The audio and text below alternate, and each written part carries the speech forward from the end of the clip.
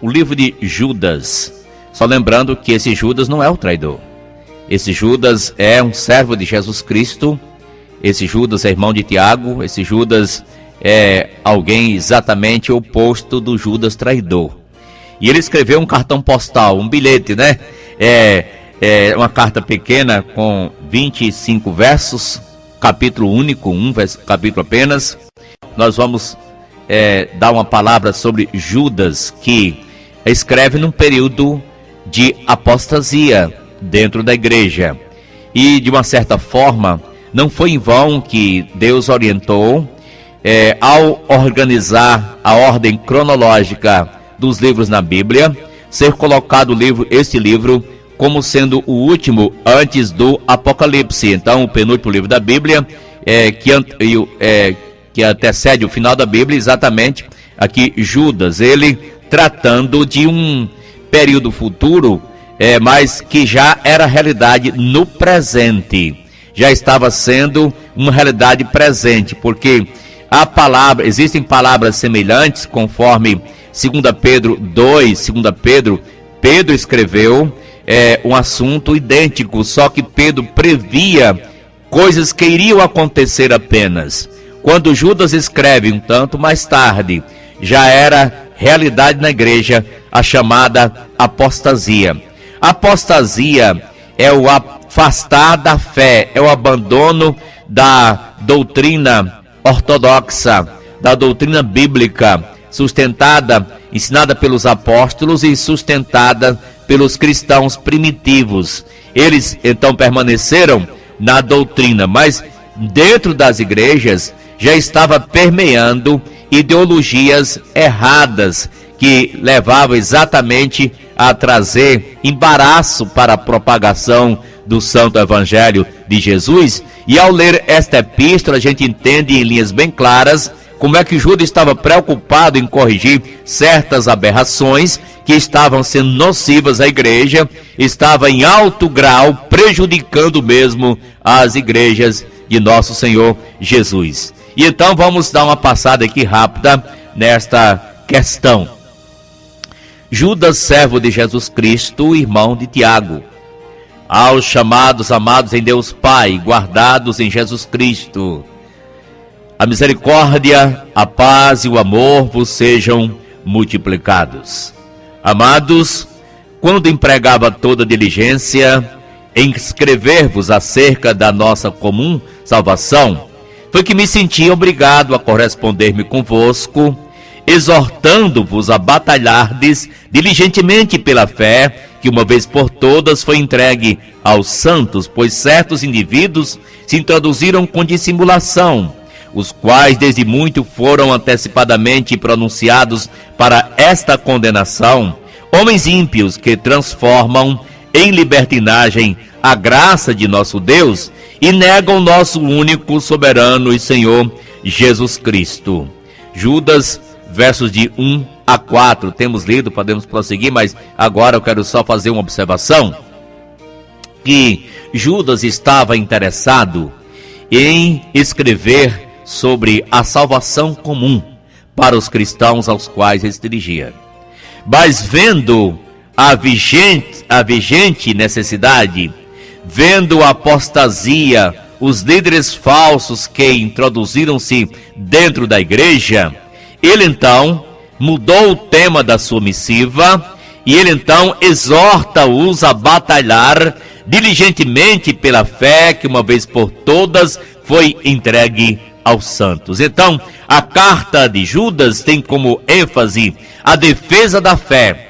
Ele exorta os cristãos a batalharem e com diligência pela fé, que é um corpo doutrinário que foi entregue aos santos. E a igreja, que é coluna e baluarte da verdade, tem que preservar os valores espirituais, éticos, práticos e doutrinários, sobretudo. E aqui então está mostrando em linhas bem claras a responsabilidade da igreja, sobretudo encabeçado pelo seu líder, uma batalha santa e sadia com as armas da justiça, a verdade da eterna palavra de Deus. E o motivo, ele disse, porque certos indivíduos, eles se introduziram, eles se introduzem, não é?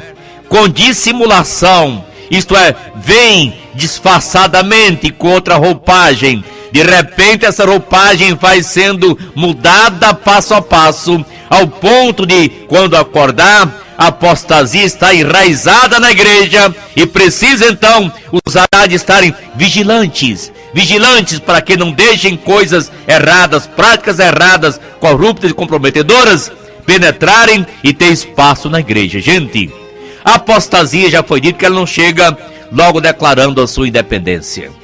O apóstata não chega numa igreja e diz: pronto, de hoje em diante esta igreja vai ser completamente contra a palavra de Deus, contra o evangelho, contra Jesus, contra Deus, contra as coisas santas, vamos corromper. Ninguém vai dizer isso. Vai se introduzindo dissimuladamente, disfarçadamente.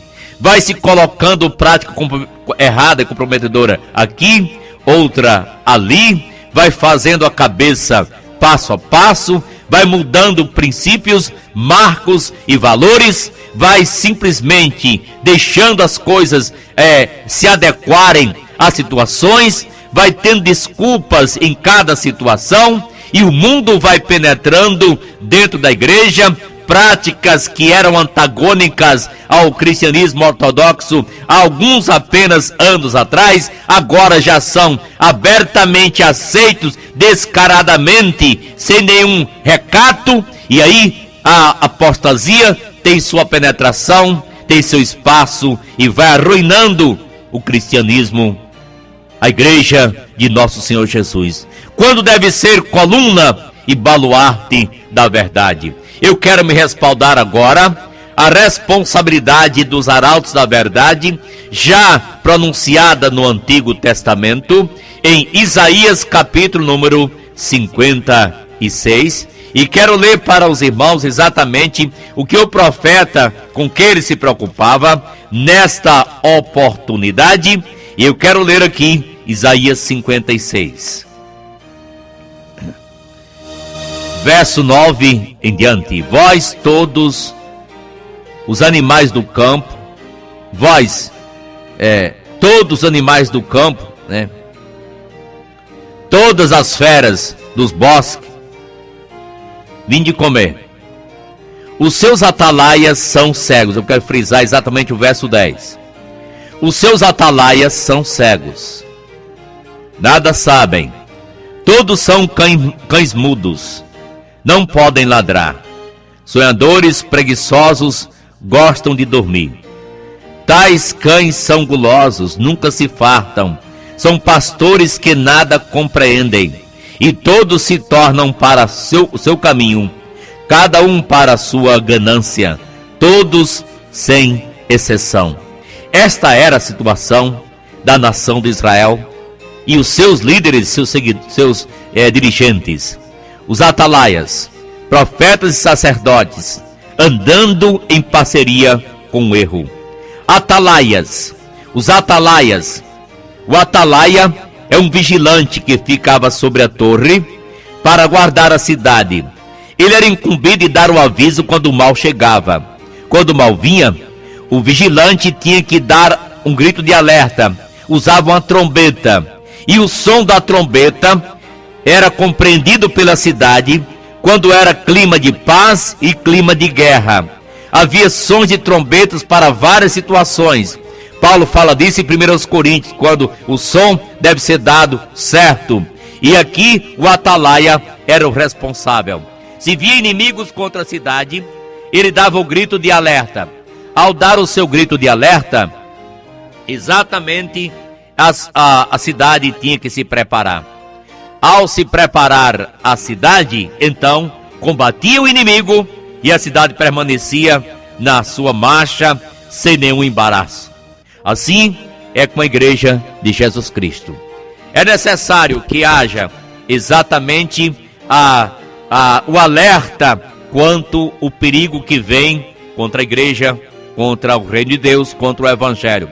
Os arautos da verdade são os pastores, os pregadores, os líderes responsáveis de dizer: irmãos, tenhamos cuidado, porque tem doutrina tal permeando por aí, vindo contra o evangelho, contra a igreja. Tem práticas que não são da Bíblia, que não são de Jesus nem dos apóstolos, as quais devemos reprimi-las e não aceitá-las dentro da igreja. Porque quando se escancara as portas para o pecado, então ele entra, ele já procura entrar. E se abre a porta, então o pecado entra. E aqui está escrito em Judas que os indivíduos se introduziram com dissimulação e que os cristãos tinham que batalhar diligentemente para defender a fé que uma vez por todas foi entregue aos santos. E aqui, meus prezados ouvintes, nós temos de entender em linhas bem claras que o evangelho do Senhor Jesus Cristo continua sendo o mesmo, porque Jesus continua o mesmo. Sua palavra é a mesma, sua verdade é a mesma, não pode mudar, sua verdade permanece inalterável, sua verdade permanece na essência original, conforme ensinada pelo Senhor e os seus santos apóstolos.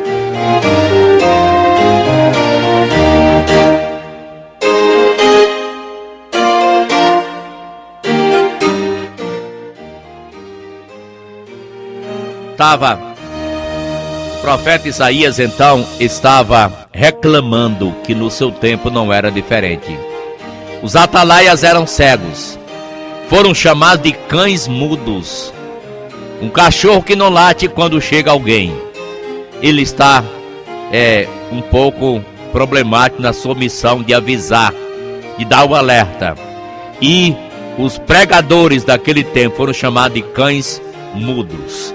Mas volte agora e vamos para analisar o que Judas estava comentando. E vemos aqui assim, no verso 5 em diante, ele deu exemplos da punição de Deus sobre uma humanidade pecadora do seu tempo, dos tempos antigos, melhor dizendo. Ele deu exemplo do povo de Israel, que saiu do Egito e que foram muitos destruídos por causa da incredulidade. Ele deu exemplo, verso 6, dos anjos que não guardaram seu estado original, mas enveredaram pelo caminho do pecado, em rebelião e revolta contra Deus. Eles deram exemplos sobre principalmente duas cidades, Sodoma e Gomorra, e também não somente elas, mas as cidades circunvizinhas. As cidades circunvizinhas a Sodoma e a Gomorra. Isso está no verso de número 7. Também ele disse que, no verso 8, ora, estes quem? Aqueles apóstatas, aqueles que estavam aqui sendo apresentados e questionados. Da mesma sorte, quais sonhadores alucinados não só contaminam a carne, como também rejeitam o governo e difamam autoridades superiores. E dá o exemplo de Miguel, quando contendia com o diabo, disputava a respeito do corpo de Moisés, e que ele mesmo deixou com Deus, dizendo: o Senhor te repreenda. No verso 10 de Judas, fala novamente: estes, porém, quanto a tudo que não entendem, difamam, e quanto a tudo que compreendem por instinto natural, com brutos sem razão, até nessas coisas se corrompem. Então, ele está descrevendo os apóstatas. Verso 10 e verso 11 diz: ai deles, porque prosseguiram pelo caminho de Caim. Outro exemplo aqui, o caminho de Caim. E movidos de ganância, se precipitaram no erro de Balaão. Balaão era um profeta gentil, era um profeta ganancioso, visava lucros materiais. E aqui diz que os apóstatas, eles entram no caminho, no erro de Balaão. Você encontra na Bíblia falar sobre o erro de Balaão, o caminho de Balaão e a doutrina de Balaão. E aqui está apresentado o erro de Balaão. E prossegue mostrando que pereceram na revolta de Corá. Corá foi um rebelde que se revoltou contra o povo de Deus. Revoltou contra Moisés e contra Arão. Ele fez um montim, Corá, Dotã e Abirão, reunidos com 250 homens, queriam então, de uma certa forma, prejudicar o arraial de Deus e mesmo, revoltando-se contra Moisés e Arão, e criaram uma rebelião contra Moisés e Arão, e então Deus os puniu severamente, quando a terra se abriu, e eles precipitados desceram abismo abaixo, porque desrespeitaram a palavra de Deus, o próprio Deus, respeitaram seus líderes, e eles então pagaram com as suas próprias vidas. Aqui, verso 12, estes homens são como rochas submersas. As comparações continuam aqui, vão sendo dadas. Uma rocha submersa é perigosa, é traição. Uma rocha submersa, ela é escondida, de repente leva um navio ao naufrágio. Uma rocha submersa já quebrou, já matou muita gente. Há pessoas que mergulham e batem a cabeça numa rocha porque não haviam. Assim diz que a apostasia na igreja é como os apóstolos são como rochas submersas. Cuidado, muita cautela, muita prudência. É tarefa sim da igreja com sua liderança ter cuidado para não sair da palavra de Deus, não sair da doutrina sadia, não sair dos princípios da palavra, não sair da ética, da moral, da sã doutrina. E aqui continua os exemplos, que compara também árvores sem frutos, compara a ondas do mar impelidas e agitadas pelo vento, compara a estrelas errantes, compara aqui e dá uma profecia de Enoque, que o Senhor vem para trazer, para checar e trazer a juízo as práticas que não condizem com a palavra de Deus. E aqui diz também, verso 17, disse que já estava previsto pelos apóstolos, que viriam os apóstatas. E o verso 19 disse: são estes que promovem divisões sensuais, que não têm o Espírito, promovedores de divisões. Está aqui na palavra de Deus, que as pessoas que estão enquadradas na apostasia, eles são pessoas que provocam escândalo de divisão. E aqui fala nas igrejas, não é outra coisa, está falando aqui divisão nas igrejas. Diz que os apóstolos vão fazer muita divisão nas igrejas. Está aqui escrito na palavra de Deus. Mas nós somos ensinados a nos edificar na fé santa, a nos guardar no amor de Deus e a compadecer-nos dos duvidosos. Os duvidosos, eles são os enganados, não são os enganadores. Mas os enganadores, eles enganam a si e aos outros. Eles querem exatamente prejudicar a obra e estão tendo o preço já no momento. E Deus deixou isso bem claro na Bíblia para nos advertir e nos conscientizar que o futuro é muito comprometido com a apostasia. E então, agora, cada ouvinte, cada igreja, cheque a sua posição diante de Deus e vamos pedir graça e misericórdia a Deus para sermos diferentes da apostasia e conforme o Senhor Jesus quer e sua palavra nos orienta em linhas bem claras para o seu louvor.